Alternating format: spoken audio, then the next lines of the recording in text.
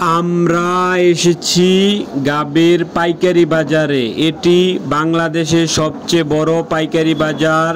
এখানে সব ধরনের ফল পাইকারি বিক্রি করা হয়। এটি হলো শ্যামবাজার। এখন আমরা শ্যামবাজারে গাবের পাইকারি দোকানে আসছি। এখন আমরা দাম জানবো। আমরা দেখতে পাচ্ছি বিভিন্ন গ্রেটে গাবগুলা রাখা রয়েছে, এক একটির এক এক রকমের দাম। আমরা দেখতে পাচ্ছি যে গাবগুলা বড় সেগুলা পাইকারি বিক্রি করছে 130 টাকা কেজি দরে। 20 কেজির নিচে তারা বিক্রি করে না। তার চেয়ে ছোট যেগুলা সেগুলা বিক্রি করছে 110 টাকা, 120 টাকা এরকম দরে।